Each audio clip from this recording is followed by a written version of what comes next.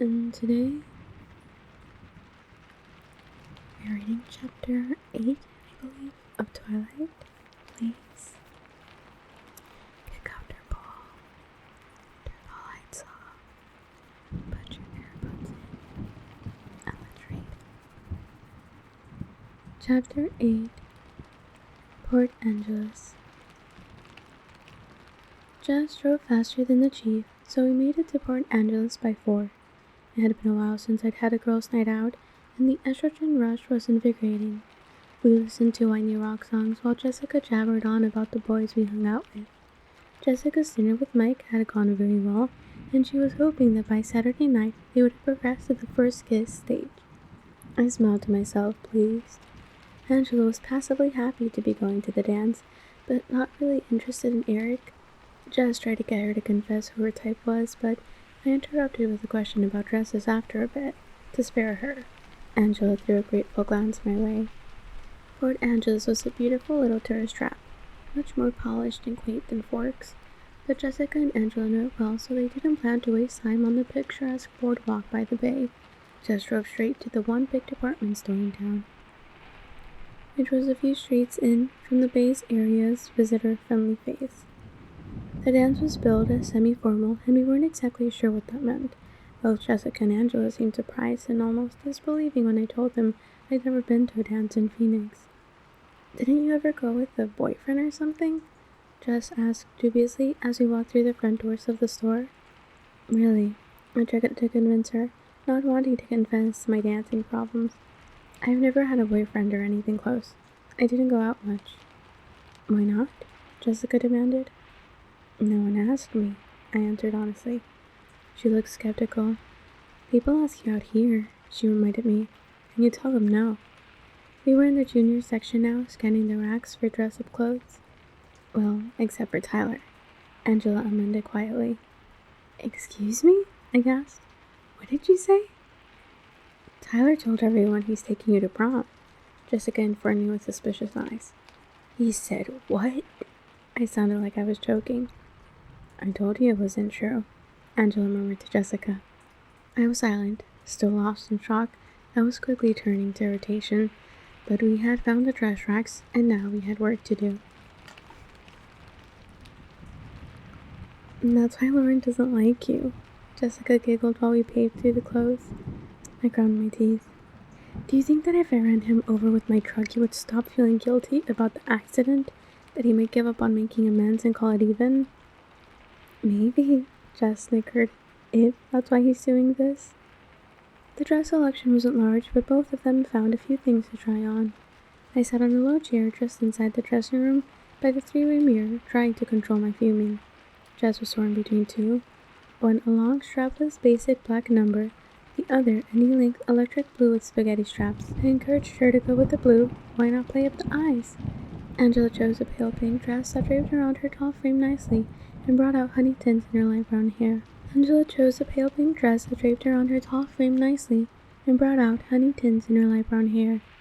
I complimented them both generously and helped by returning the rejects to their racks. The whole process was much shorter and easier than summer trips I'd taken with Renee at home. I guess there was something to be said for limited choices.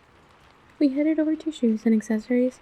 While they tried things on, I merely watched and critiqued, not in the mood to shop for myself, though I did need new shoes. The girls' night high was wearing off in the wake of my annoyance to Tyler, leaving room for the gloom to move back in. "Angela," I began hesitant, while she was trying on a pair of pink strappy heels. She was overjoyed to have a date tall enough that she could wear high heels at all. Jessica had drifted to the jewelry counter, and we were alone. "Yes?" She held her leg out, twisting her ankle to get a better view of the shoe. I chickened out. "I like those." "I think I'll get them, though they'll never match anything but the one dress," she mused. "Oh, go ahead. They're on sale," I encouraged. She smiled, putting the lid back on a box that contained more practical-looking off-white shoes. I tried again. Angela?" She looked up curiously. "Is it normal for the Collins?" I kept my eyes on the shoes. "To be out of school a lot?" I failed miserably in my attempts to sound nonchalant. "Yes. When the weather is good, they go backpacking all the time. Even the doctor?" They're all real outdoorsy, she told me quietly, examining her shoes too.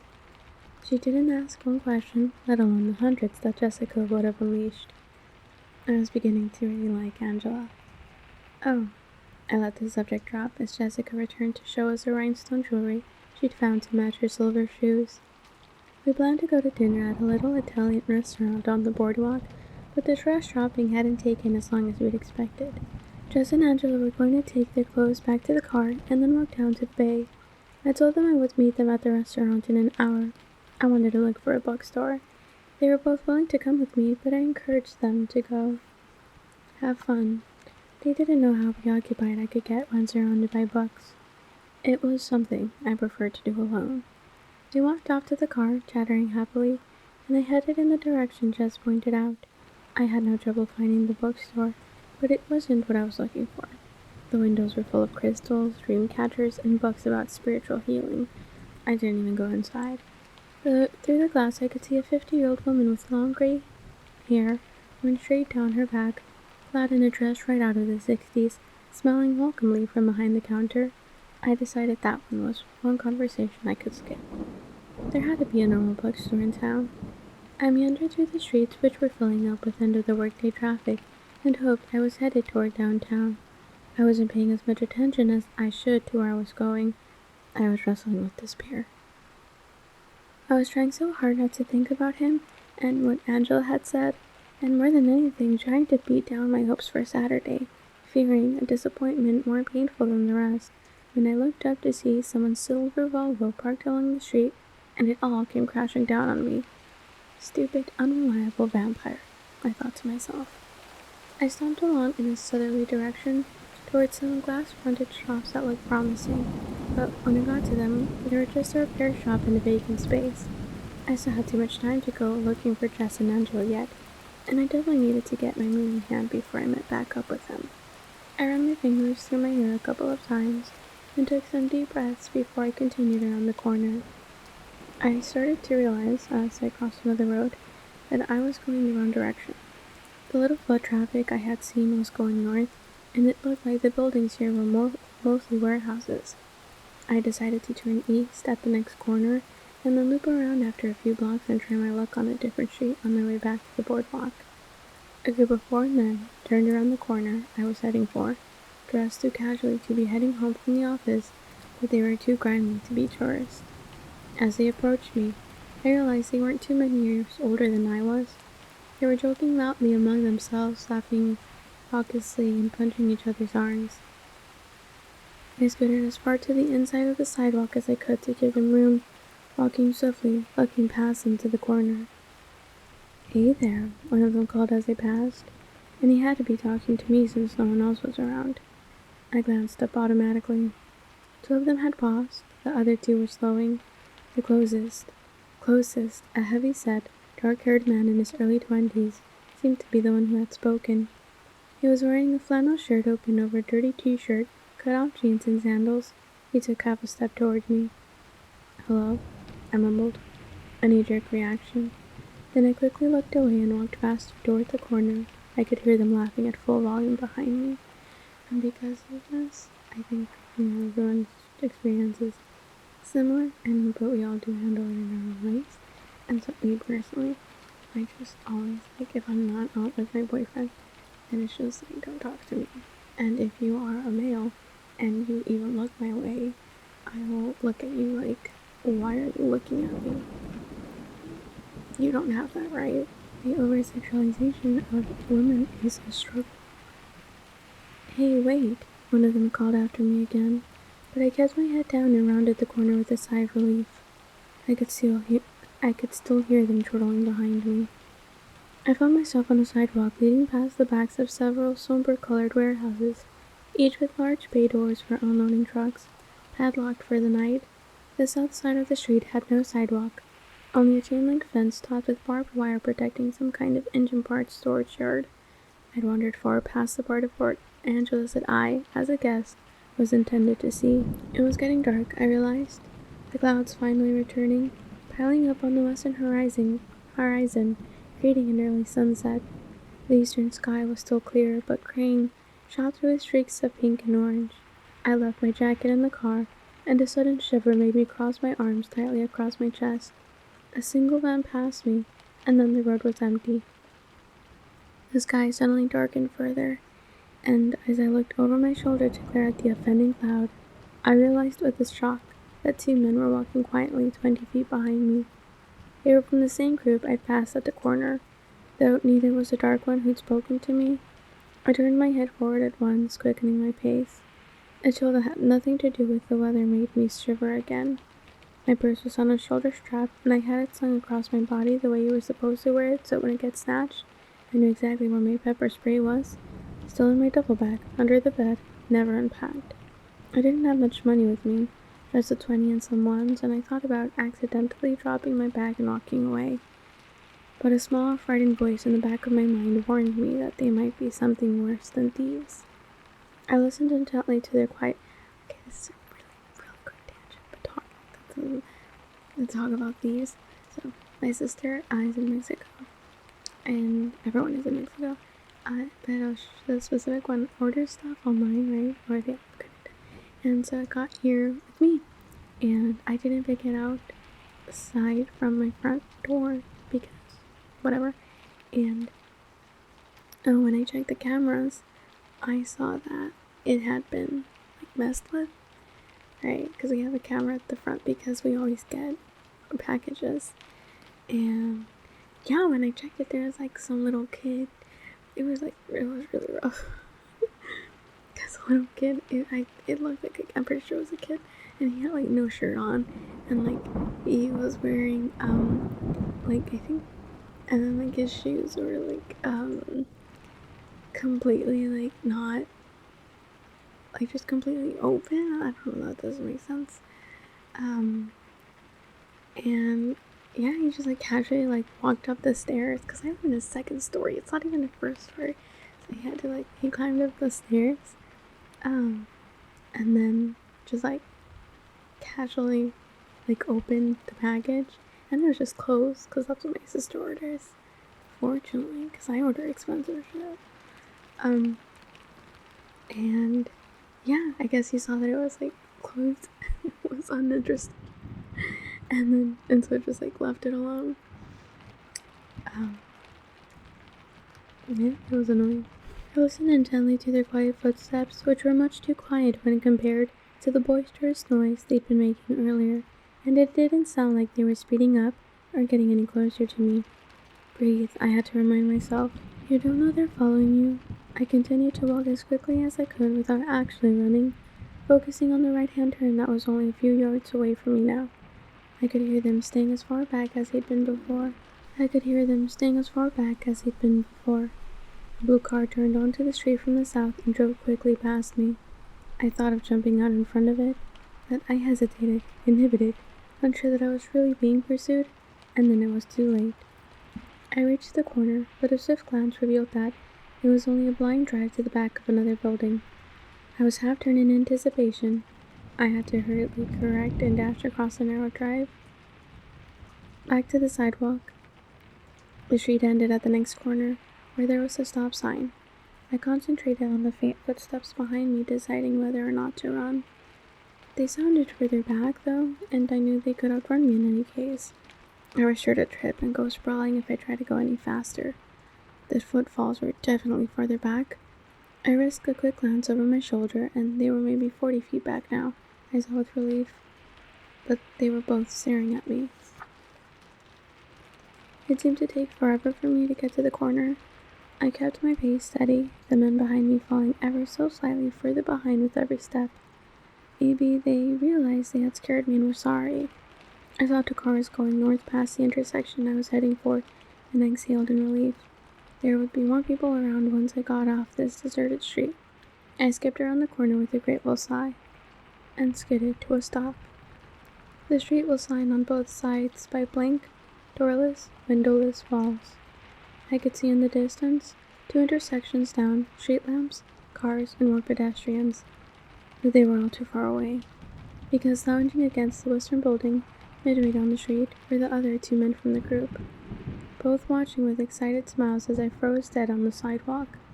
I realized then that I wasn't being followed. I was being herded. I paused for only a second, but it felt like a very long time. I turned then and darted to the other side of the road. I had a sinking feeling that it was a wasted attempt. The footsteps behind me were louder now. "There you are!" the booming voice of the stocky, dark-haired man shouted the intense quiet and made me jump. In the gathering darkness, it seemed like he was looking past me. "Yeah," a voice called loudly from behind me, making me jump again as I tried to hurry down the street. "We just took a little detour." My steps had to slow now. I was closing the distance between myself and the lounging pair too quickly. I had a good loud scream, and I sucked in air, preparing to use it, but my throat was so dry, I wasn't sure how much volume I could manage. With a quick movement, I slipped my purse over my head, gripping the strap with one hand, ready to surrender it or use it as a weapon as need demanded. The thickest man shrugged away from the wall as I wearily came to a stop and walked slowly onto the street.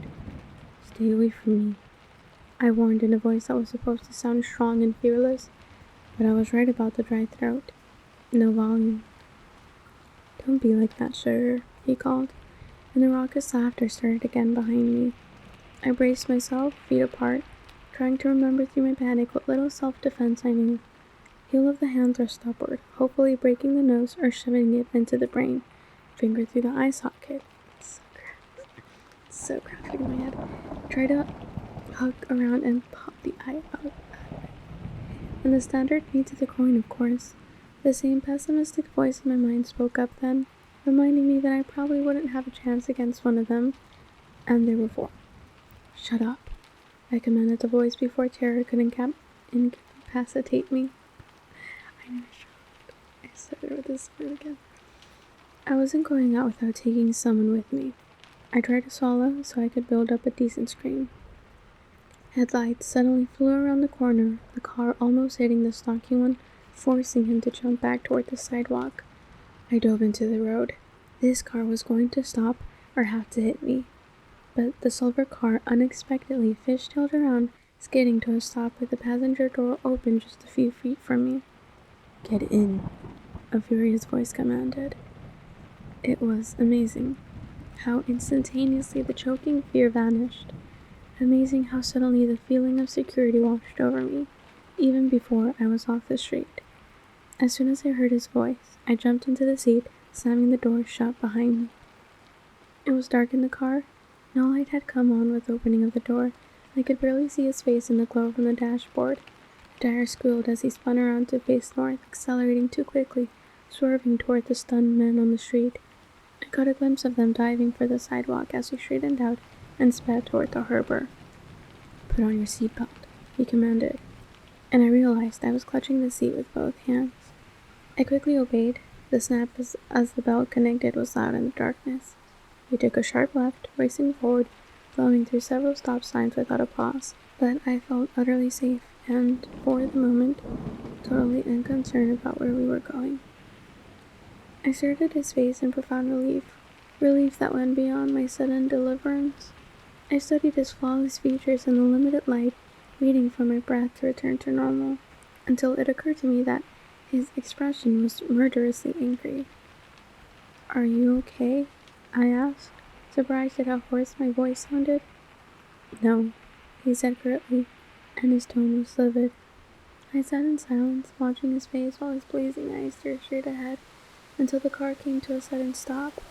I glanced around, but it was too dark to see anything besides the vague outline of dark trees crowding the roadside. We weren't in town anymore. "Bella?" he asked, his voice tight, controlled. "Yes?" My voice was still rough. I tried to clear my throat quietly. "Are you alright?" He still didn't look at me, but the fury was plain on his face. "Yes?" I croaked softly. "Distract me, please," he ordered. "I'm sorry, what?" He exhaled sharply. "Just prattle about something unimportant until I calm down," he clarified, closing his eyes and pinching the bridge of his nose with his thumb and forefinger. Alright, my brain for something trivial. I'm going to run over Tyler Crowley tomorrow before school."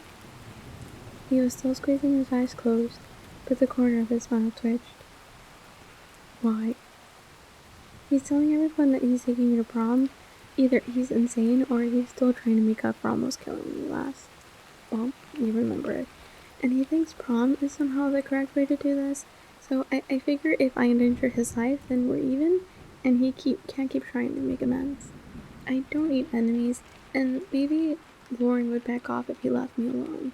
I might have to total his Sembra though. If he doesn't have a ride, he can't take anyone to prom. I babbled on.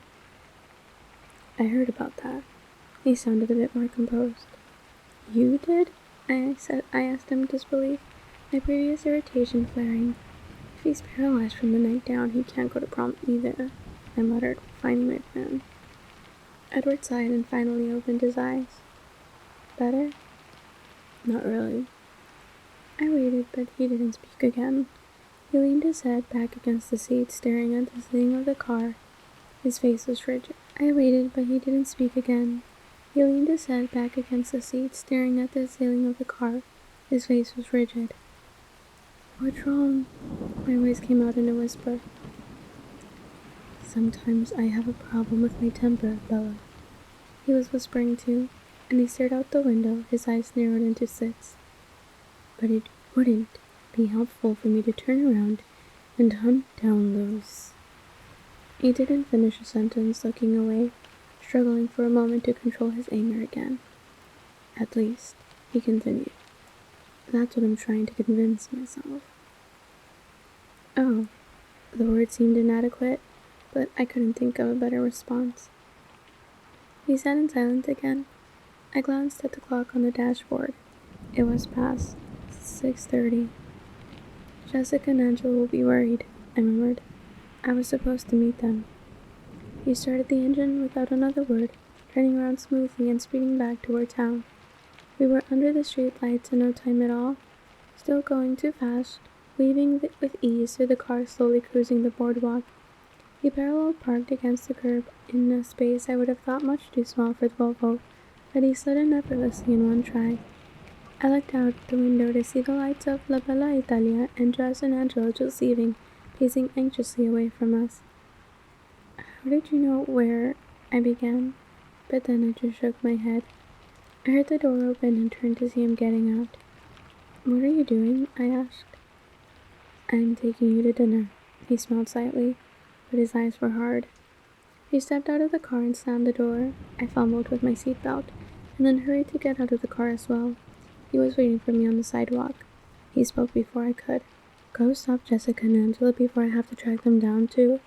I don't think I could restrain myself if I ran into your other friends again. I shivered at the threat in his voice. Jess, Angela, I yelled after them, waving when they turned. They rushed back to me, the pronounced relief on both their faces simultaneously changing to surprise as they both saw who I was standing next to. They hesitated a few feet from us. Where have you been? Jessica's voice was suspicious. I got lost, I admitted sheepishly, and then I ran into Edward. I gestured toward him. Would it be alright if I joined you? He asked in a silken, irresistible voice. I could see from their suggested, staggered expressions that he never unleashed his talents on them before.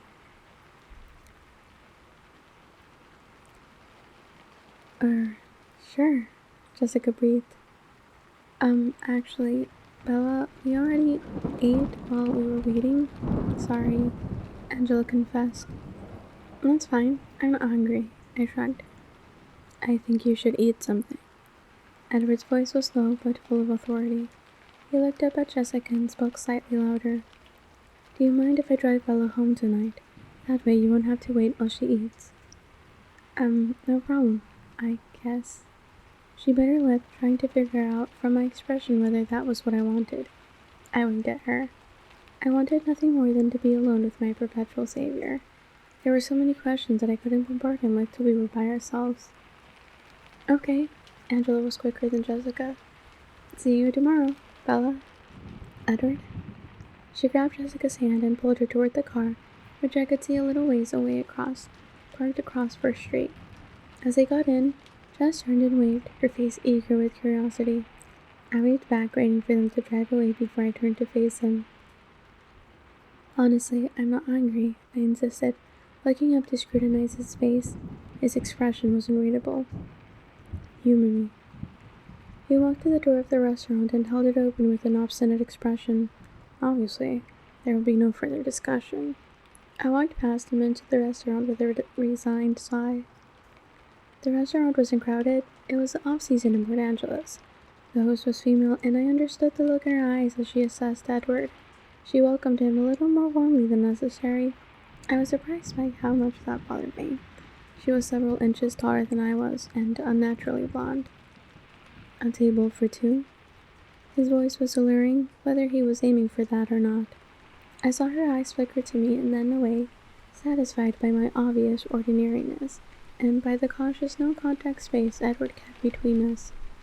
She led us to a table big enough for four in the center of the most crowded area of the dining floor. I was about to sit, but Edward shook his head at me. Perhaps something more private, he insisted quietly to the host. I wasn't sure, but it looked like he smoothly handed her a tip. I'd never seen anyone refuse a table except in old movies. Well, then that's because you haven't worked retail. That's because you've never had a... What do you call it? You've never been in the food industry. My phone is about to die, so unfortunately, the next part will be different. But I'll see you in 3, 2. Sure. She sounded as surprised as I was. She turned and led us around a partition to a small ring of booths, all of them empty. How's this? Perfect. He flashed his gleaming smile, dazing her momentarily. She shook her head, blinking. Your servant will be right out. She walked away unsteadily. You really shouldn't do that to people, I criticized. It's hardly fair. Do what? Dazzle them like that. She's probably hyperventilating in the kitchen right now. He seemed confused. Oh, come on, I said dubiously. You have to know the effect you have on people.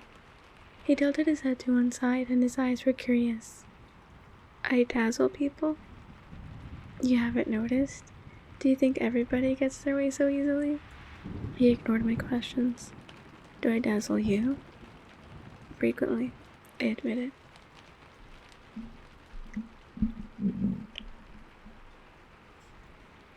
And then our server arrived, her face expectant. The hostess had definitely dished behind the scenes, and this new girl didn't look disappointed. She flipped a strand of short black hair behind one ear and smiled with unnecessary warmth.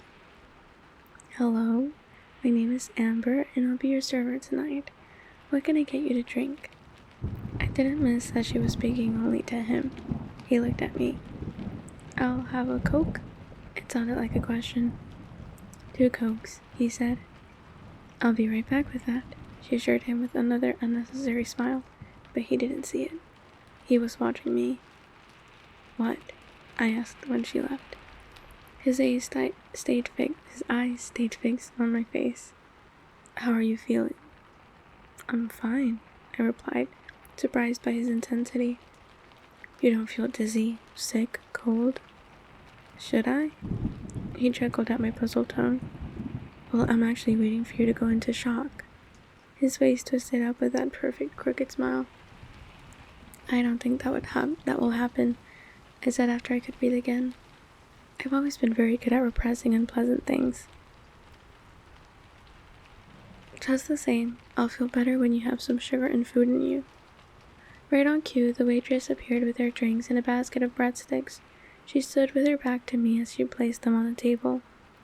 Are you ready to order? She asked Edward. Bella? He asked. She turned unwillingly toward me. I picked the first thing I saw on the menu. I'll have the mushroom ravioli. And you? And you? She turned back to him with a smile. Nothing for me, he said. Of course not. Let me know if you change your mind. The coy smile was still in place, but he wasn't looking at her, and she left dissatisfied. Drink, he ordered. I sipped up my soda obediently, and then drank more deeply, surprised by how thirsty I was. I realized I had finished the whole thing when he pushed his glass toward me. Thanks, I muttered, still thirsty. The cold from the icy soda was radiating through my chest and I shivered. Are you cold? It's just the Coke, I explained, shivering again.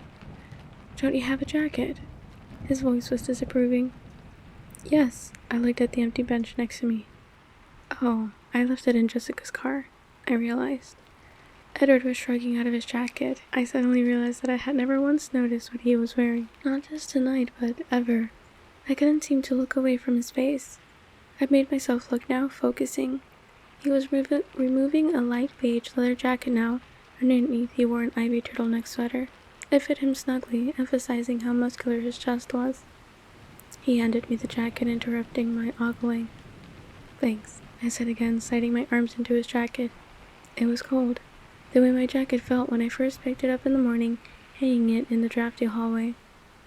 I shivered again. It smelled amazing. I inhaled, trying to identify the delicious scent. It didn't smell like cologne. The sleeves were much too long. I shoved them back so I could free my hands. That color blue looks lovely with your skin, he said, watching me. I was surprised. I looked down, blushing, of course. He pushed the bread basket toward me. Really, I'm not going into shock, I protested. You should be. A normal person would be. You don't even look shaken. He seemed unsettled. He stared into my eyes, and I saw how light his eyes were, lighter than I'd ever seen them, golden butterscotch. I feel very safe with you, I confessed, mesmerized into telling the truth again. That displeased him. His alabaster brow furrowed. He shook his head, frowning. This is more complicated than I planned, he murmured to himself. I picked up a breadstick and began nibbling on the end, measuring his expression. I wondered when it would be okay to start questioning him. Usually you're in a better mood when your eyes are so light, I commented, trying to distract him from whatever thought he had left him frowning and somber. He stared at me, stunned. What? You're always crabbier when your eyes are black. I expected then, I went on. I have a theory about that. His eyes narrowed. More theories? I chewed on a small bite of the bread, trying to look indifferent. I hope you were more creative this time. Or are you still stealing from comic books? His faint smile was mocking. His eyes were still tight. Well, no. I didn't get it from a comic book, but I didn't come up with it on my own either, I confessed. And? He prompted. But then the waitress strode around the partition with my food. I realized we'd been unconsciously leaning toward each other across the table because we both straightened up as she approached. She set the dish in front of me. It looked pretty good, and turned quickly to Edward. Did you change your mind? She asked. Isn't there anything I can get you? I may have been imagining the double meaning in her words. No, thank you, but some more soda would be nice. He gestured with a long white hand to the empty cups in front of me. Sure. She removed the empty glasses and walked away. You were saying? He asked. I'll tell you about it in the car, if... I paused. There are conditions. He raised one eyebrow, his voice ominous. I do have a few questions, of course. Of course? The waitress was back with 2 more Cokes. She sat them down without a word this time and left again. I took a sip. Well, go ahead. He pushed, his voice still hard. I started with the most undemanding. Or so I thought. Why are you in Port Angeles? He looked down, folding his large hands together slowly on the table. His eyes flickered up at me from under his lashes, the hint of a smirk on his face. Next. But that's the easiest one, I objected. Next, he repeated. I looked down, frustrated. I unrolled my silverware, picked up my fork, and carefully speared a ravioli. I put it in my mouth slowly, still looking down, chewing while I thought. The mushrooms were good. I swallowed and took another sip of Coke before I looked up. Okay then, I glared at him and continued slowly. Let's say, hypothetically of course, that someone could know what people are thinking. Read minds, with a few exceptions. Just one exception, he corrected. Hypothetically. Alright, with one exception, then. I was thrilled that he was playing along, but I tried to seem casual. How does that work? What are the limitations? How would that someone find someone else at exactly the right time? How would he know she was in trouble? I wondered if my convoluted questions even made sense. Hypothetically? He asked. Sure. Well, if that's someone. Let's call him Joe, I suggested. He smiled wryly. Joe, then. If Joe had been paying attention, the timing wouldn't have needed to be quite so exact. He shook his head, rolling his eyes. Only you could get into trouble in a town this small. You would have devastated their crime rate statistics for a decade, you know. We were speaking of a hypothetical case, I reminded him frostily. He laughed at me, his eyes warm. Yes, we were, he agreed. Shall we call you Jane? How did you know? I asked, unable to curb my intensity. I realized I was leaning toward him again. He seemed to be wavering, torn by some internal dilemma. His eyes locked with mine, and I guessed he was making the decision right then whether or not to simply tell me the truth. You can trust me, you know, I murmured. I reached forward without thinking to touch his folded hands, but he slipped them away immediately, and I pulled my hand back. I don't know if I have a choice anymore. His voice was almost a whisper. I was wrong. You're much more observant than I gave you credit for. I thought you were always right. I used to be. He shook his head again. I was wrong about you on one other thing as well. You're not a magnet for accidents. That's not a broad enough classification. You are a magnet for trouble. If there is anything dangerous within a 10-mile radius, it will invariably find you. And you put yourself into that category, I guessed. His face turned cold, expressionless, and equivocally. I stretched my hand across the table again, ignoring him when he pulled it back slightly once more, to touch the back of his hand shyly with my fingertips. His skin was cold and hard like a stone. Thank you. My voice was fervent with gratitude. That's twice now. His face softened. Let's not try for 3. Agreed? I scowled but nodded. He moved his hand out from under mine, placing both of his under the table, but he leaned toward me.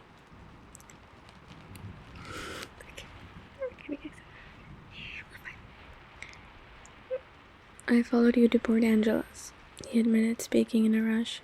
I've never tried to keep a specific person alive before, and it's much more troublesome than I would have believed, but that's probably just because it's you.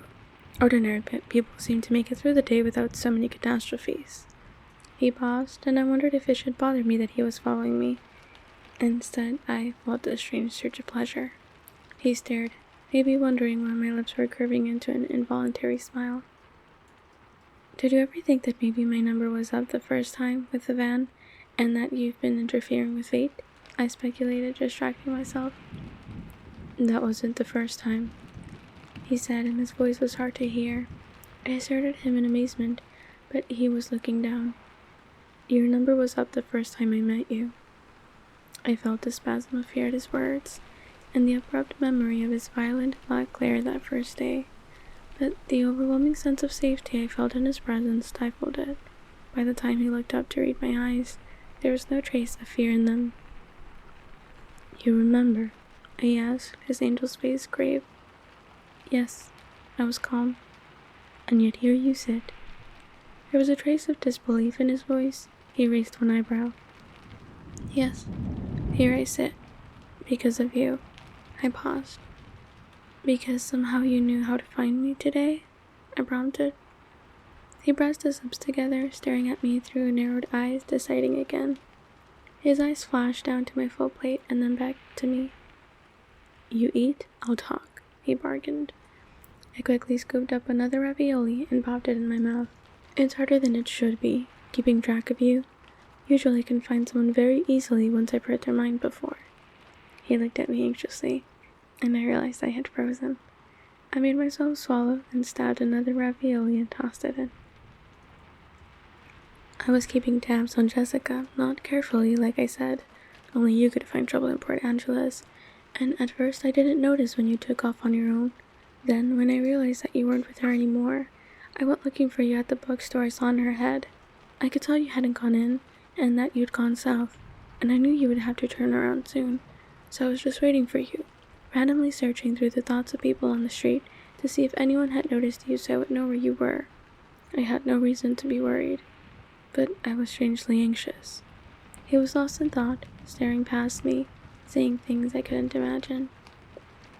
I started to drive in circles, still listening. The sun was finally setting, and I was about to get out and follow you on foot. And then he stopped, clenching his teeth together in sudden fury. He made an effort to calm himself. "Then what?" I whispered. He continued to stare over my head. "I heard what they were thinking," he growled, his upper lip curling slightly back over his teeth. "I saw your face in his mind." He suddenly leaned forward, one elbow appearing on the table, his hand covering his eyes. The movement was so swift it startled me. "It was very hard. You can't imagine how hard, for me to simply take you away and leave them alive." His voice was muffled by his arm. "I could have let you go with Jessica and Angela, but I was afraid if you left me alone, I would go looking for them," he admitted in a whisper. I sat quietly, dazed, my thoughts incoherent. My hands were folded in my lap, and I was leaning weakly against the back of the seat. He still had his face in his hand, and he was as still as if he'd been carved from the stone his skin resembled. Finally, he looked up, his eyes seeking mine, full of his own questions. "Are you ready to go home?" "Are you ready to go home?" he asked. "I'm ready to leave," I qualified, but really grateful that we had the hour-long ride home together. I wasn't ready to say goodbye to him. The waitress appeared as if she'd been called, or watching. "How are we doing?" she asked Edward. "We're ready for the check, thank you." His voice was quite rougher, still reflecting the strain of our conversation. It seemed to muddle her.